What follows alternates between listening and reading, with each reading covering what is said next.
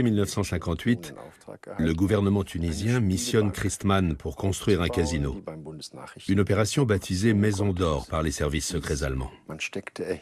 Les Allemands y investissent beaucoup d'argent. Ils font même venir les Tunisiens en Allemagne pour se mettre d'accord avec eux et signer un contrat stipulant que le personnel devra comprendre un nombre important de ressortissants allemands. Christman a vraiment joué un rôle de conseiller militaire auprès des Algériens. C'est ce qui ressort d'un grand nombre d'opérations. Il leur a procuré du matériel sanitaire ainsi que des casques et des pièces d'uniforme. Il les a conseillés et formés aux techniques du renseignement. Il a participé à des actions de propagande pour inciter les Allemands engagés dans la Légion étrangère française à déserter. Mais le clou, ça a été l'opération Hirondelle qui a été menée en RFA. À l'issue de cette opération, une cinquantaine d'officiers français d'origine algérienne ont déserté d'un coup pour rejoindre les forces de l'ALN.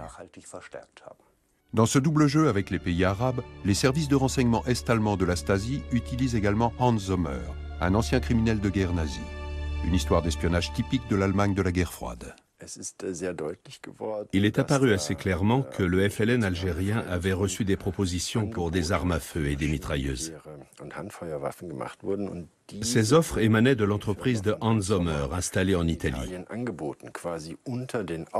Hans Sommer a tout planifié au nez et à la barbe de la Stasi. Richard Christman était également impliqué dans cette histoire. La Stasi le soupçonnait de recruter à Brême des Allemands spécialisés dans les explosifs pour aider le FLN. En Algérie, la situation devient de plus en plus confuse, violente et désespérée. Que ce soit à Bonn, Berlin-Est ou Paris, chacun ne cherche qu'à défendre ses intérêts tout au long d'un conflit qui fera des centaines de milliers de victimes. Le FLN le sait et l'exploite.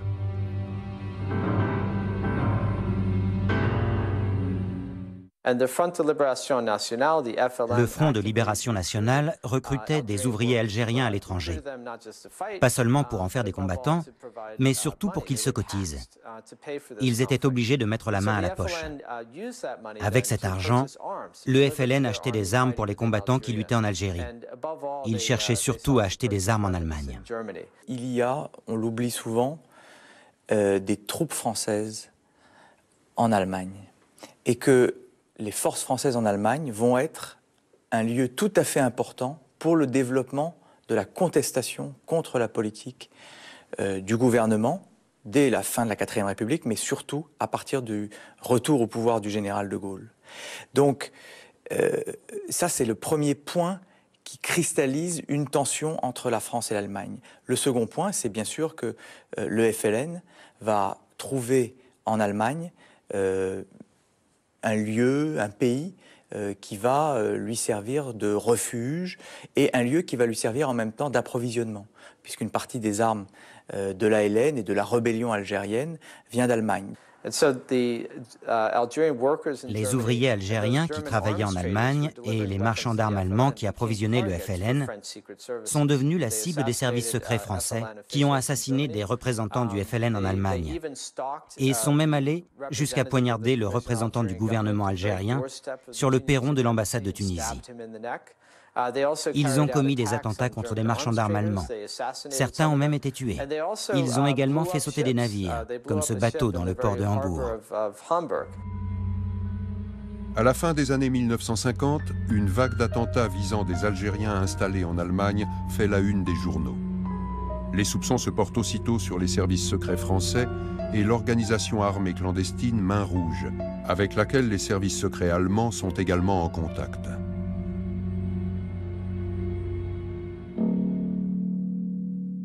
Donc c'est avant d'ailleurs l'arrivée au pouvoir du général de Gaulle que l'action des services secrets sur le territoire allemand, violant la souveraineté allemande, violant le droit allemand par ailleurs, bien sûr, commence. Des citoyens allemands, en particulier des marchands d'armes qui aident les rebelles algériens, sont également la cible d'attentats à la bombe ou de coups de feu. On sait aujourd'hui que les autorités et le gouvernement ouest-allemand connaissaient les commanditaires de ces attentats.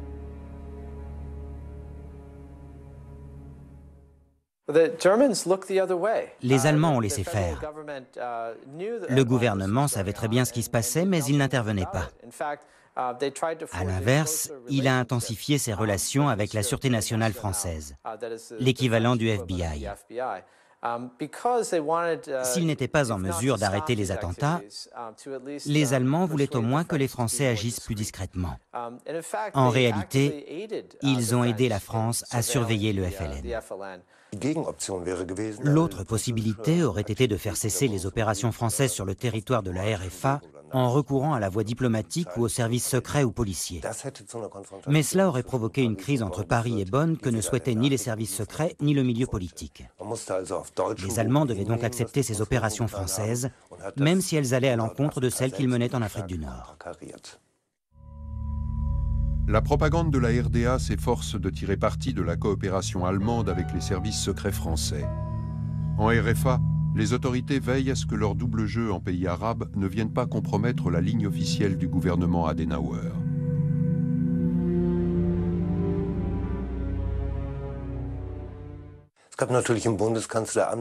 Bonn avait bien sûr donné l'ordre de soutenir le FLN.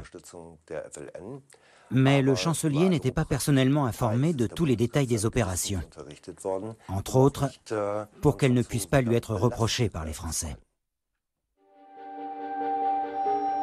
Avant le retour de De Gaulle, le gouvernement socialiste est pris pour cible par les ultranationalistes qui, parallèlement, recherchent le soutien des services secrets ouest-allemands.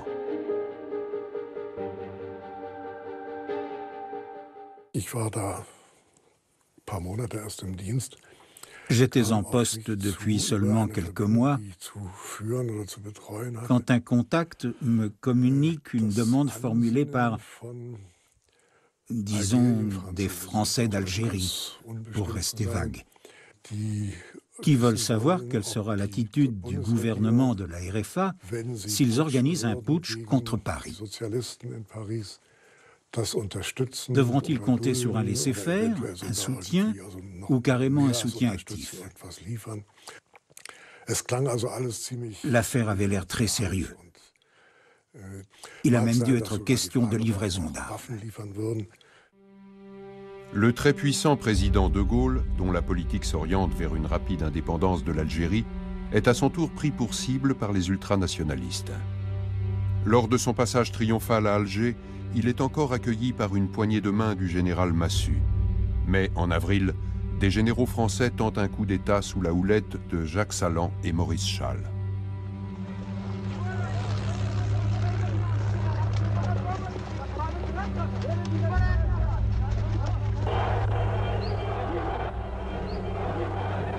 Ce putsch échouera quelques jours plus tard suite aux appels vibrants du général de Gaulle. Les services secrets ouest-allemands comprennent alors pourquoi ils avaient été sollicités par des Français d'Algérie. Au moment de la tentative de putsch, j'ai tout de suite compris que c'était ces gens-là qui avaient contacté nos services pour préparer leur opération. Un ancien compagnon de route du général de Gaulle cherche lui aussi le soutien des services secrets ouest-allemands. Georges Bidault a été ministre des Affaires étrangères et président du Conseil. Alors qu'au plus fort de la guerre d'Algérie, il soutenait de Gaulle, il devient cette fois un farouche adversaire du général, dont il combattra la politique d'indépendance par tous les moyens. Bidault utilise contre de Gaulle ses bons contacts avec les services secrets allemands.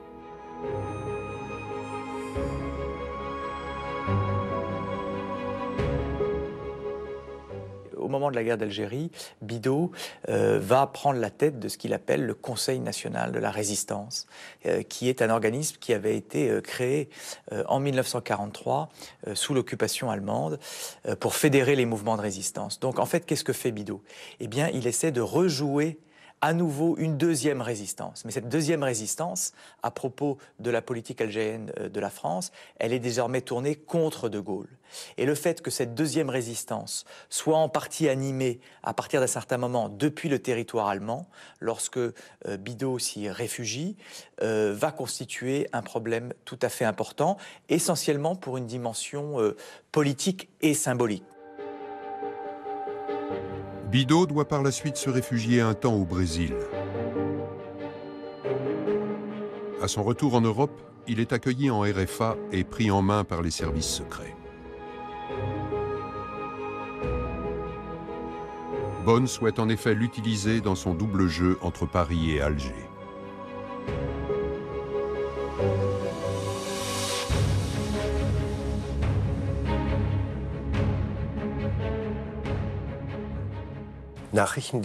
La mission des services de renseignement, c'est d'établir en amont des contacts avec l'opposition, au cas où elle accéderait au pouvoir, afin de permettre de faire le lien avec la République. Dans le cas de Bidault, qui était devenu un ennemi juré de De Gaulle, c'était assez délicat. Mais cela n'a pas empêché les services secrets allemands de rester en contact avec lui pendant son séjour en Bavière, au cas où De Gaulle serait renversé et qu'il reviendrait sur le devant de la scène. Le président Kennedy se déplace en visite officielle à Paris. De Gaulle cherche à nouer le dialogue avec les Américains, comme un rempart contre le jeu dangereux des Allemands.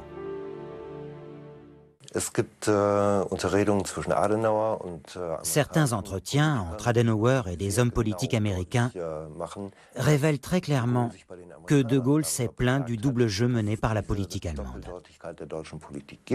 Il est très utile pour les Allemands d'avoir un avantage dans la négociation politique. Et donc ce n'est que de la politique, c'est simplement de la politique.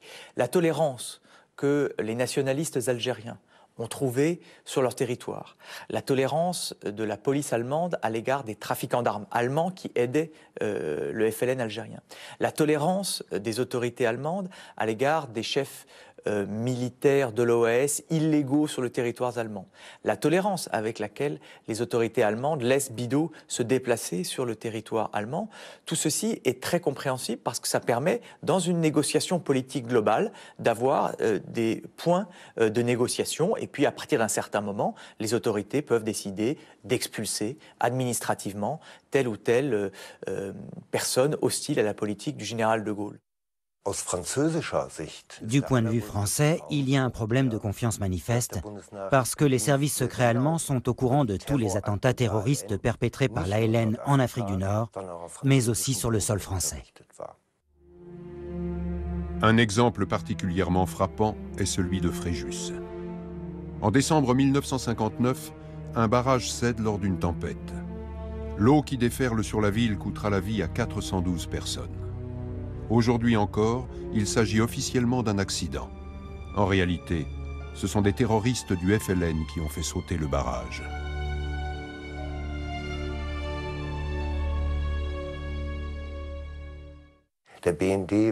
Les services de renseignement allemands savaient précisément où et quand cet attentat aurait lieu. Mais ils n'ont pas prévenu leurs homologues français. Une fois de plus, c'est l'agent Richard Christmann qui a vent de l'attentat que le FLN prépare à Fréjus et qui prévient ses supérieurs. Aujourd'hui encore, on ignore pourquoi les services secrets allemands ont gardé l'information pour eux, provoquant des centaines de victimes.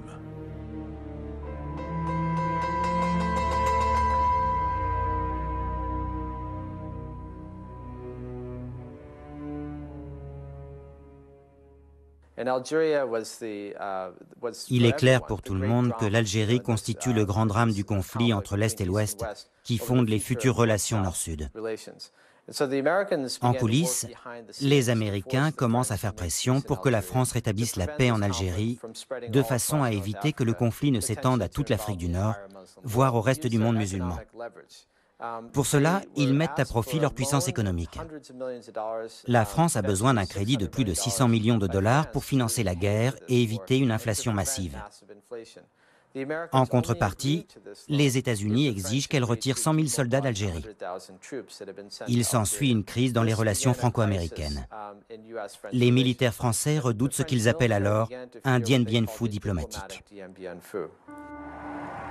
L'Algérie obtient finalement l'indépendance en 1962. Les rebelles Ben Bella et Boumedienne rentrent en vainqueur à Alger. La fin de la guerre d'Algérie offre une nouvelle opportunité pour un rapprochement franco-allemand.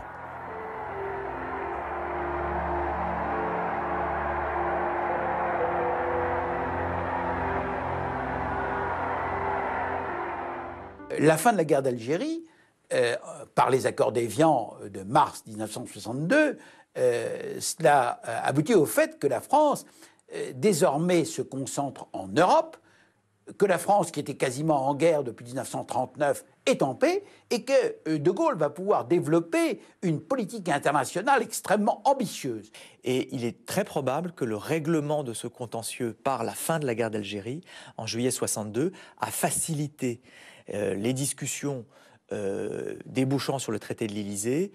Je ne pense pas pour autant, je ne pense pas cependant que la fin de la guerre d'Algérie était une condition indispensable au règlement de l'entente franco-allemande. Il y avait entre la France et l'Allemagne des contentieux bien plus importants liés à la guerre. Durant l'été 1962, le chancelier Adenauer fait une nouvelle visite en France. Les négociations sur un traité franco-allemand sont entamées depuis longtemps. De Gaulle propose de forger un traité d'amitié officiel qui lierait les deux peuples et marquerait l'apogée du processus de réconciliation des anciens ennemis héréditaires. Mais un dernier obstacle hérité de la guerre pèse encore sur la réconciliation franco-allemande. Au moment où se négocie l'accord de dédommagement aux victimes, la justice française paraît plus coulante à l'égard des anciens criminels de guerre, ce qui provoque beaucoup de réactions dans l'opinion publique, beaucoup de protestations. Le chef suprême des SS et de la police de Paris, Karl Oberg, ainsi que le chef de la sécurité pour la France, Helmut Knochen, sont encore détenus dans des prisons françaises. Il reviendra à De Gaulle de libérer plus ou moins discrètement ces deux grands criminels de guerre allemands. Le général de Gaulle, pour pouvoir mettre en œuvre le futur traité d'amitié avec l'Allemagne, a libéré Oberg et Knochen de façon à dire à l'opinion publique le dernier obstacle, c'est-à-dire la présence d'Allemands en France en prison, est levé et nous relâchons ces criminels qui étaient les plus importants de cette occupation allemande. Gracier ces coupables est un geste qui scelle une amitié au-delà des victimes de la guerre. Il aura fallu franchir un long chemin pour aboutir à la réconciliation entre les deux États. C'était pas un prix, c'était une condition, on peut dire. Le fait que des Allemands soient encore en prison, le général de Gaulle a jugé que c'était un obstacle à une véritable amitié. Les Français, je dirais dans leur ensemble, ont critiqué cette décision. Le Parti communiste en particulier, les associations de résistants, les Juifs qui avaient été victimes des persécutions menées par Oberg et Knochen. À l'été 1962, des chars allemands circulent de nouveau sur le territoire français. Mais cette fois, ils sont en manœuvre. Les chefs politiques des deux démocraties y assistent. Ils entendent ensuite la messe. Ces images ont fait le tour du monde. Konrad Adenauer et Charles de Gaulle dans la cathédrale de Reims, l'église où furent couronnés les rois de France.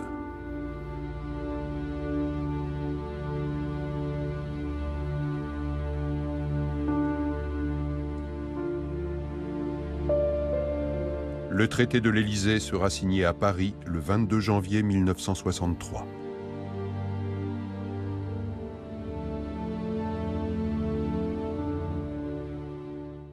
Le traité de l'Élysée est à la fois l'aboutissement de quelque chose d'extraordinaire, c'est-à-dire la réconciliation franco-allemande qui a été commencée par Robert Schuman, il ne faut jamais l'oublier, et qui a été repris par des hommes comme Guy Mollet, par exemple, mais magnifié par le général de Gaulle. C'est donc un aboutissement. Mais ce succès historique sera troublé par l'ajout d'un préambule au traité, une initiative du Parlement allemand. C'était une défaite à la fois pour Adenauer et pour de Gaulle. Pour Adenauer, parce que le Bundestag affirmait dans le traité la primauté des liens avec l'Amérique, soulignant que s'il fallait choisir, il faudrait se ranger du côté des Américains. Pour de Gaulle, parce qu'il voulait que les relations franco-allemandes jouent le premier rôle dans la politique européenne et que la France soit le partenaire fort de cette relation.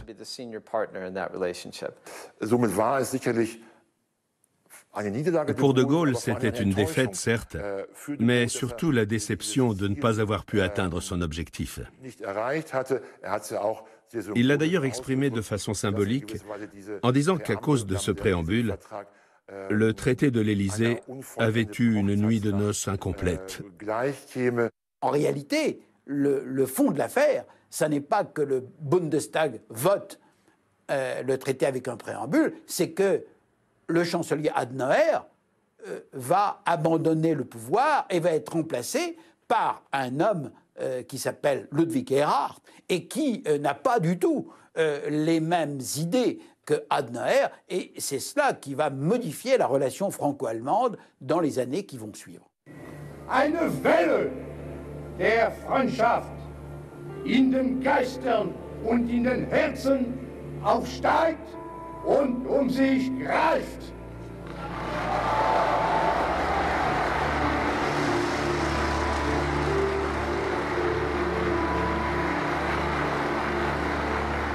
Es lebe Bonn, es lebe Deutschland, es lebe die deutsch-französische Freundschaft.